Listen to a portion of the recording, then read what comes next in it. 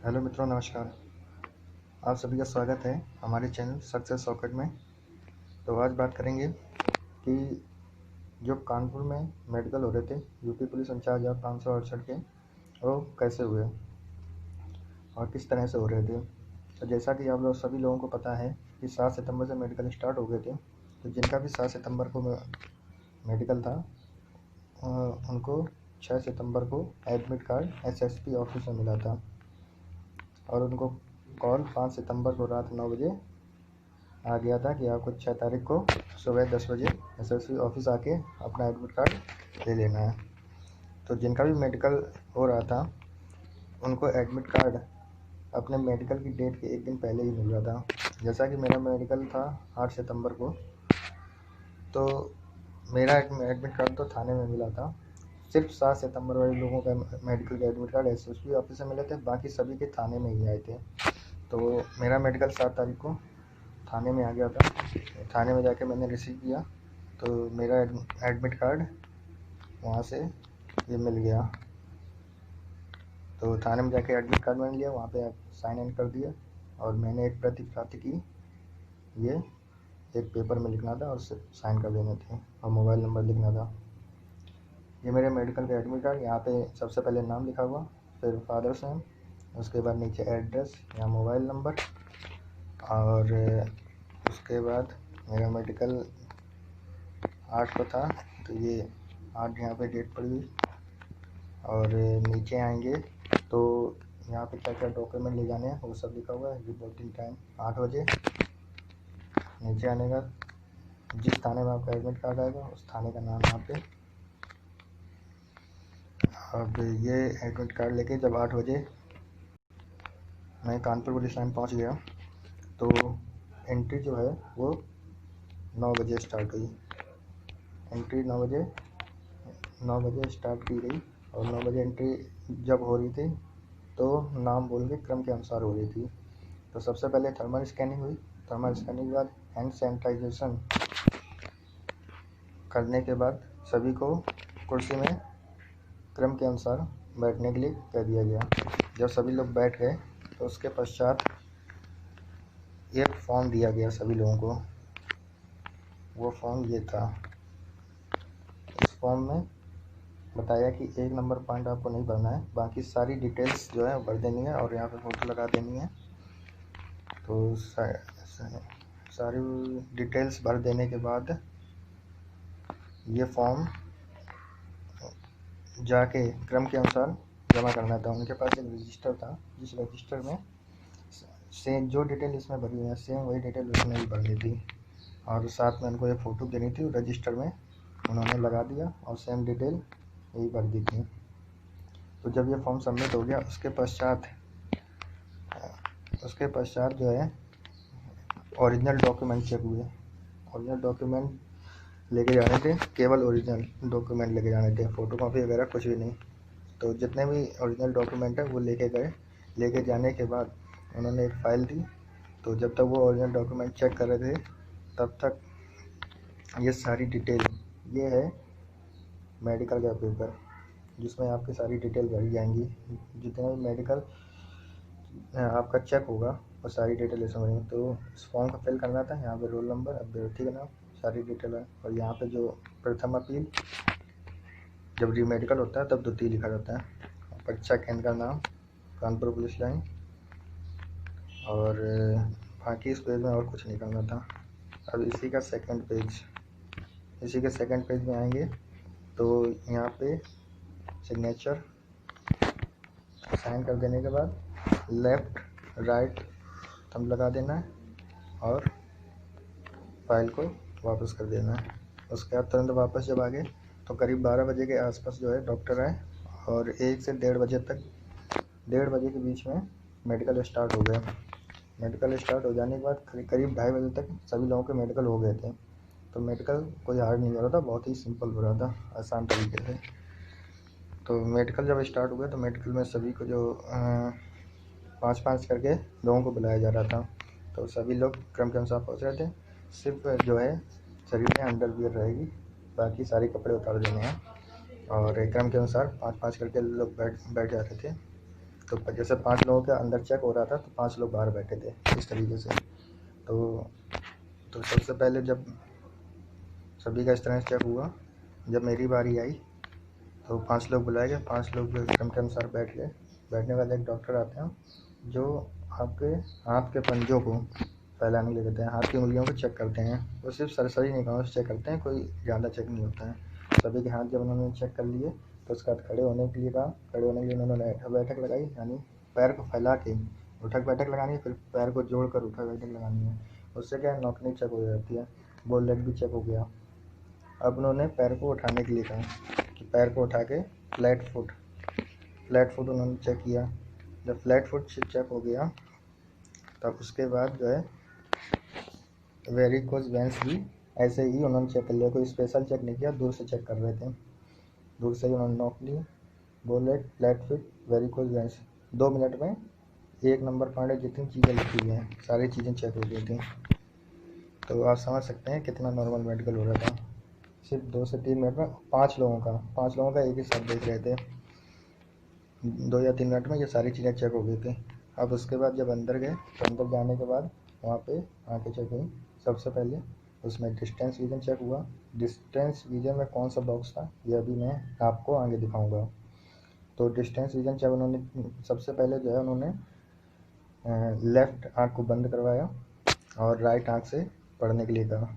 तो पूरा जो बॉक्स था ऊपर से लेकर नीचे तक पूरा पढ़ना था। तो डिस्टेंस विजन चेक हो गया। उसका नियर विजन चेक करेंगे। उनके पास पैम्पलेट थी डॉक्टर की, उसमें डॉक्टर का नाम लिखा था जिसमें था राजेश चंद्रा। तो वो नाम पढ़ लिया तो उन्होंने कहा ठीक है। उसका कलर विजन की बुक थी उनके पास, मेज पे रखी हुई थी और पूरी बुक जो है वो पेज पर लटके गए और मैं पढ़ता गया सारे नंबर्स। तो इस तरह से कलर विजन चेक हो गया। वेगा पेन चेक करने के लिए उन्होंने मेरे आँख पर टॉर्च लगाई, टॉर्च से ही उन्होंने जो है वेगा पेन भी चेक कर लिया। अब अगली बारी आती है हाइट और चेस्ट की। तो हाइट चेस्ट इलेक्ट्रॉनिक उनके पास हाइट बार जो था इलेक्ट्रॉनिक था, तो उसी से हाइट चेक हो रही थी और चेस्ट भी, और 5 सेंटीमीटर का फ्लॉ चाहिए होता है। सबसे मेन जो मेडिकल में होता है वो होता है आई टेस्ट, बाकी सब नॉर्मल होते हैं। आपको देखिए इसमें 2 से 3 मिनट लगे 1 नंबर बाहर। 3rd नंबर हाइट चेस्ट है, इसमें कोई बाहर नहीं होता। टेस्ट आपका जब बहुत ही कम होगा तभी हो सकता होगा, वरना नहीं। तो हाइट चेस्ट भी नॉर्मल चेक हुआ।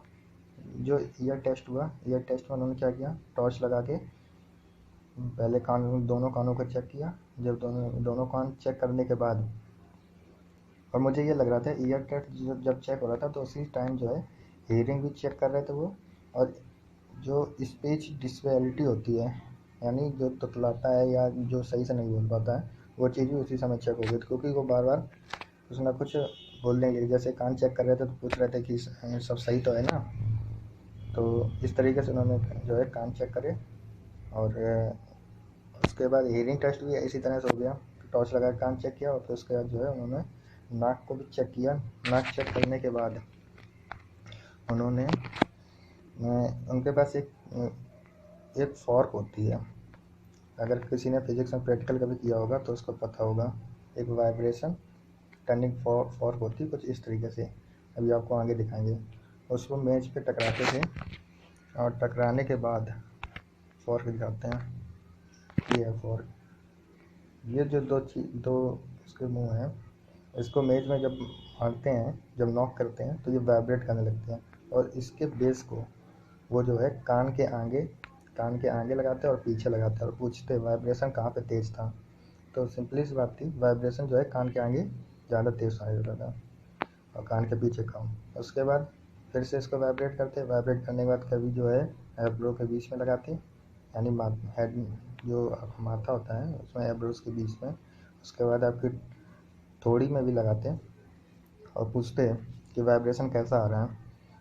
तो जैसा भी आपको वाइब्रेशन आए तो उसी तरीके से बता देना है। जैसे वो कभी कभार ये भी करते थे कि आपके जैसे मेरे सामने जो है मेज में इसको नॉक करने के बाद मेरे हेड पे लगाते थे तो वाइब्रेशन नहीं आती थी। तो होता क्या है, इसका फिजिक्स का मैंने प्रैक्टिकल पहले कर रखा था। तो अगर इसमें वाइब्रेशन होती है और यहाँ पे अगर ज़रा सी भी मतलब टच कर दो तो वाइब्रेशन तुरंत बंद हो जाती है।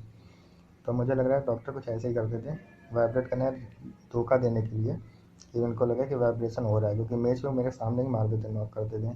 तो सामने वाला ये सोचता है कि ये वाइब्रेशन ही कर रहा होगा, मेरे सामने नॉक किया है। और तो जैसा भी मुझे लगा मैंने बता दिया कि जब मुझे आ रही थी वाइब्रेशन तब बताना है, और जब नहीं आ रही है तो नहीं बताना है, चाहे कुछ भी हो जाए। तो सिंपली इसी तरीके से चेक हुआ, इस तरीके से वाइब्रेट करिए। एक टर्निंग फ्रॉक मोड होता है, तो जब इसको मारते हैं तो कुछ इस तरीके से ये वाइब्रेट करता है। मेज में जब नॉक करेंगे तो इसी तरीके से वाइब्रेशन होता है ऐसा। तो ये रहा आई चार्ट। जो कानपुर में चेक हो रहा था उसमें यही आई चार्ट यूज हो रहा था। तो इसमें ऊपर से लेके नीचे तक सभी लाइनों को रीड करके बोलना था। सबसे पहले आपको राइट आइज से देखे, उसके बाद लेफ्ट आइज से, और जब आप इसको रीड कर लेंगे तो डॉक्टर अपना सारी चीज़ें लिख लेते हैं। तो ये पूरी मेडिकल प्रक्रिया, यानी नौकनी से लेके सारी चीज़ें जो हुई वो मुश्किल से मुश्किल 10 मिनट लगे होंगे। यानी नंबर 1 से लेके नंबर 4 तक जितने भी ये टेस्ट हैं, ये सारे होने में ज़्यादा से ज़्यादा 10 मिनट ही लगे थे, इससे ज़्यादा समय नहीं लगा था। तो आप समझ सकते हैं कितना ही सिंपल हो रहा था मेडिकल। तो जिनका भी मेडिकल अभी लगा हो, या कोई डाउट हो, या मेडिकल के बारे में कुछ भी पूछना हो, तो वो कमेंट कर सकते हैं। तो उन कमेंट का रिप्लाई ज़रूर आएगा। और रही बात कि मेडिकल की, तो मेडिकल इतना सिंपल हो रहा था। जिनका 7 तारीख को मेडिकल था, उसमें 50 में से सिर्फ 4 लोग री मेडिकल के लिए गए थे, वो भी डिस्टेंस रीजन में। और जो मेरे में हुआ था 8 सितंबर को मेडिकल, उसमें 50 में से एक का मुझे पता नहीं है किस लिए री मेडिकल था, लेकिन 50 में से सिर्फ एक। और पूरा मेडिकल होने में 1 से 1:30 बजे मेडिकल स्टार्ट हुआ, और मेरा मेडिकल जो है 2:30 बजे कंप्लीट हो गया था। 2:30 बजे कंप्लीट हो गया था मेडिकल, और 4:30 बजे तक पूरा रिजल्ट बता के सभी लोगों को छोड़ दिया गया था। जबकि 7 तारीख को जिनका मेडिकल हुआ था, तो 7 तारीख वालों में क्या हुआ था, कान के डॉक्टर जो हैं वो शाम को 6:30 बजे आए थे, इसलिए 7 तारीख वाले जो है वो 9 बजे फ्री हो पाए थे। सबसे ज़्यादा टाइम उनको लगा था मेडिकल में, क्योंकि डॉक्टर लेट हो गया था। ऐसा नहीं कि कठिन हो रहा था। मेरा मेडिकल तो 4:30 बजे कंप्लीट हो गया था। और बाकी और किसी को कोई समस्या हो, कोई क्वेरी हो, कुछ पूछना हो, तो कमेंट कर सकते हैं। और इस वीडियो को ज़्यादा से ज़्यादा लाइक करें, शेयर करें, सब्सक्राइब करें। धन्यवाद।